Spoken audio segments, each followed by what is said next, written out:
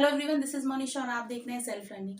जैसा कि हमारी सीरीज चल रही है जिसमें हमने बात करी है रेने डेकार्टे के बारे में, स्पिनोजा के बारे में और लेबनीज के बारे में। उसी के क्रम में हमारे तीन और जो कंटेम्प्रेरी फिलोसोफर्स हैं जो आते हैं, जो अपने आप में बहुत महत्व रखते हैं, उनके बारे में आज हम डिस्कशन करेंगे, जिनमें आते हैं John Locke, George Berkeley and David Hume. देखिए, ये जो अभी मैंने कंटिन्यूसली आपको बताया, जिसमें हमने Descartes, Spinoza, Lebanese, John Locke, आज मैं बताने वाली हूँ बर्कले, ह्यूम, और एक और बचते हैं इमानुअल कांट। ये सारे के सारे जो दार्शनिक हैं, ये दार्शनिक जो हैं आपकी कंटेम्प्रेरी फिलोसफी के अंतर्गत बहुत महत्व रखते हैं। और वेस्टर्न फिलोसफी या फिर कहा जाए मॉडर्न फिलोसफी के अंदर महत्व रखते हैं। तो इनका पढ़ना, इनके लिए, इनके बारे में जानना हमारे लिए बहुत आवश्यक है, क्योंकि इनसे क्वेश्चंस आते रहते हैं। और मॉडर्न फिलोसफी को अगर आपको समझना है, वेस्टर्न मॉडर्न फिलोसफी को आपको समझना है, तो आपको इन सब के बारे में जानना समझना जरूर पड़ेगा। तो स्टार्ट करते हैं आज का वीडियो, जिसमें हम स्टार्ट करते हैं बात करने के लिए सबसे पहले जॉन लॉक के बारे में। तो जॉन लॉक जो है बहुत ही इम्पोर्टेंट एक महत्व रखते हैं वेस्टर्न स्कूल ऑफ फिलोसफी के अंतर्गत। इनका जो जन्म हुआ था 29/8 यानी कि 29 अगस्त 1632 में। जैसा कि मैंने आपको पहले बताया कि सारे के सारे कंटेम्प्रेरी हैं जिनके बारे में भी हमने पढ़ा है, तो उनके जन्म का जो समय है वो यही है आपका 1600 से 1700 के बीच में, है ना। तो ये एक बहुत महत्व रखते हैं। इनकी मृत्यु जो हुई थी वो हुई थी 28 अक्टूबर 1704 में। ठीक है। इनका जो दार्शनिक विचार है, वो दार्शनिक विचार में एक और बहुत महत्वपूर्ण बात जो कॉमन आती है, ये सभी के सभी सारे ही दार्शनिक जो हैं वो विज्ञान की महत्ता को एक्सेप्ट करने वाले हैं, गणित की महत्ता को एक्सेप्ट करने वाले हैं। सभी के सभी जो गणित विषय से संबंधित, कहीं ना कहीं गणित विषय से संबंधित है। तो इनकी जो पद्धति है वो है विश्लेषणात्मक, गणित संबंधी, भौतिक विज्ञान संबंधी, और आत्मा और परमात्मा के बारे में मैं आपको बाद में बताऊंगी। तो विश्लेषणात्मक जो है, विश्लेषणात्मक का मतलब क्या होता है? एनालिसिस करना, जहां हम विचारों की भिन्नता तथा समानता का पता लगाते हैं। और जैसे काला सफेद नहीं है, काला और सफेद है। ठीक है। ये इनका कैसा विचार था? इनके आध्यात्मिक और दार्शनिक विचारों के अंतर्गत ये था कि अगर हम किसी भी विषय का विश्लेषण करते हैं, तो विश्लेषण में हम ये नहीं देखते हैं कि सिर्फ हम अच्छी चीजों के बारे में समझ लें या बुरी चीजों के बारे में ही समझ लें या बुरी चीजों को पूरी तरीके से हटा दें। नहीं, हम सब कुछ जो भी उस विषय के बारे में है उसके बारे में जानने की कोशिश करते हैं। हम अलग अलग जो समानताएं हैं उनके बारे में पता लगाते हैं, जो विभिन्नताएं हैं उनके बारे में पता लगाते हैं, और बाद में निष्कर्ष ये निकालते हैं कि किसी भी वस्तु या किसी भी विचार का अगर ये देखा जाए तो ब्लैक और व्हाइट नहीं होता है। ये क्या होता है? ब्लैक एंड व्हाइट होता है। मतलब हर एक पक्ष में काला भी होता है और हर एक पक्ष में सफेद भी होता है। यानी कि कोई भी विचार, कुछ भी जिसके बारे में भी हम चर्चा कर रहे हैं, वो पूर्णतः सत्य नहीं है और पूर्णतः असत्य भी नहीं है। हर में कुछ ना कुछ तरीके की कहना चाहिए खामियां भी होती हैं और खूबियां भी होती हैं। इसके बाद में जो गणित संबंधी है, जैसे कि दो त्रिकोण जो अनुरूप हैं और जो समांतर रेखाओं के बीच में हैं, वे परस्पर समान है। यानी उनका गणित का विचार था कि यदि दो त्रिकोण जो हैं वो अनुरूप हैं और दो समांतर रेखाओं के बीच में हैं, वो परस्पर समान है। जैसे कि आपने गणित में भी कई सारे ये विचार पढ़े होंगे, जो भी गणित के विद्यार्थी हैं वो देखे होंगे कि दो त्रिकोण जो हैं अनुरूप हैं और दो समांतर रेखाओं के बीच में बन रहे हैं, तो वो त्रिकोण समान होंगे। ठीक है। तो ये गणित की विचारधारा थी। भौतिक विज्ञान के ऊपर क्या उन्होंने कहा कि एक गुण दूसरे गुण के साथ में सह अस्तित्व रखता है। जैसे कि एक बहुत इंपॉर्टेंट बात है जिसके बारे में हम लोग ने काफी चर्चा करी है, सुनी है, भौतिक विज्ञान में भी बात करी है कि अगर हम किसी एक विचार की बात कर रहे हैं, तो ये विचार अपने आप में ये नहीं बताता है कि ये पूर्णतः सत्य है। ठीक है। और इसका अपना अस्तित्व है।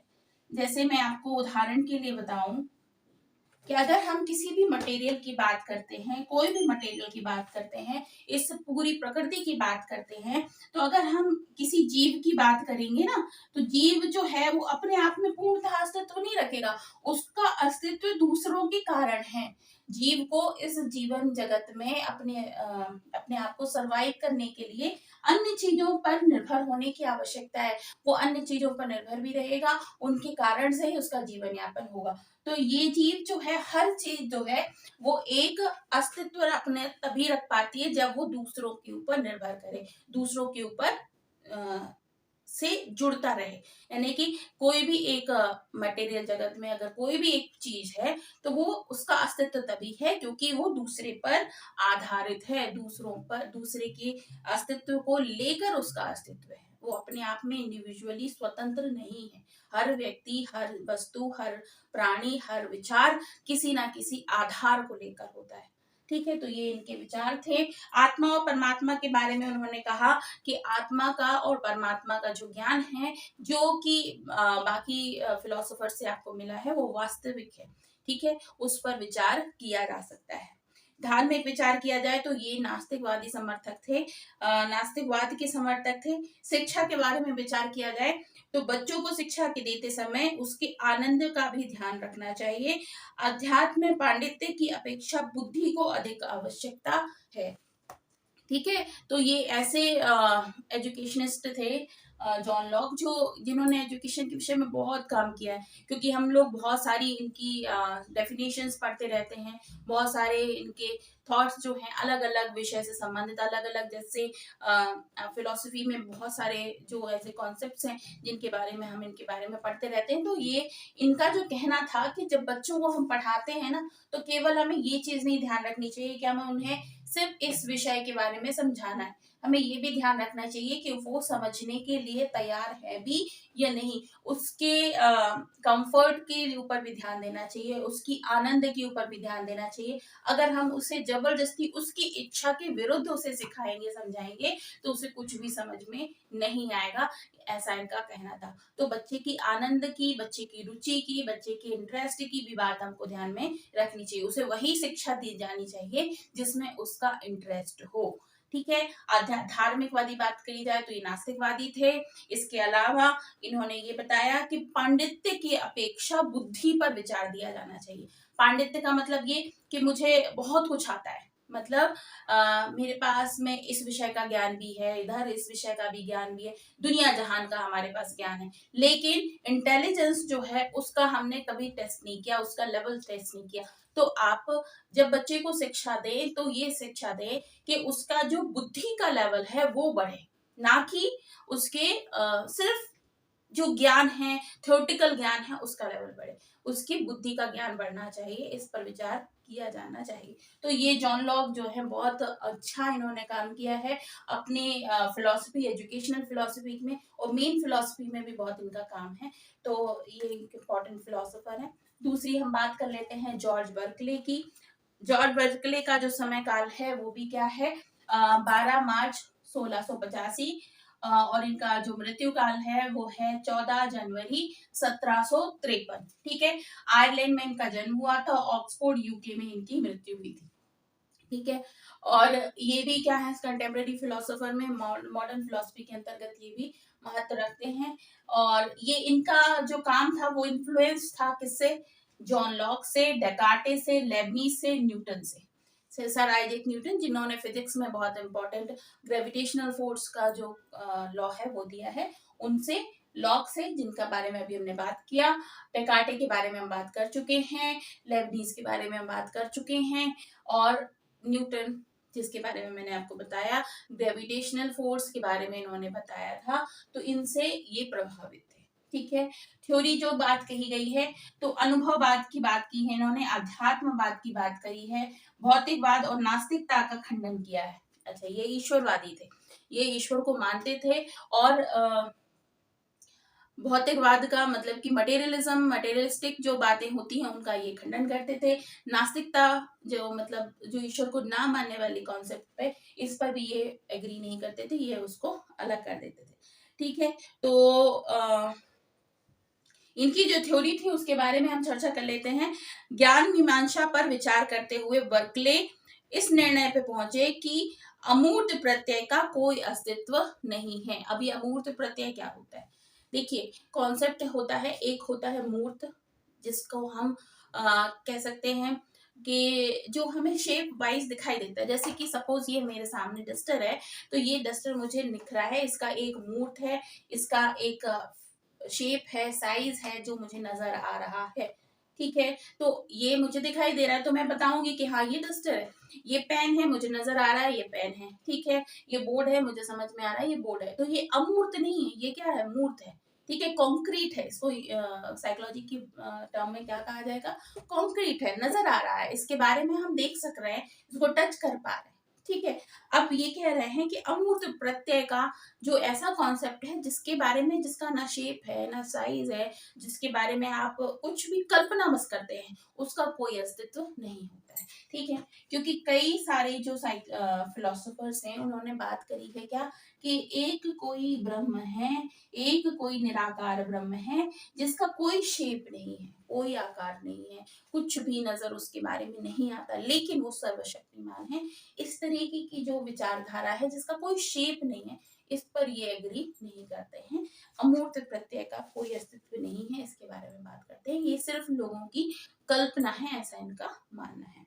इसके बाद जो इनका कथन है, अस्तित्व का अर्थ है प्रतीत का विषय होना, और जो अनुभव में आता है उसका प्रमाण है, इसके अलावा कुछ भी नहीं है।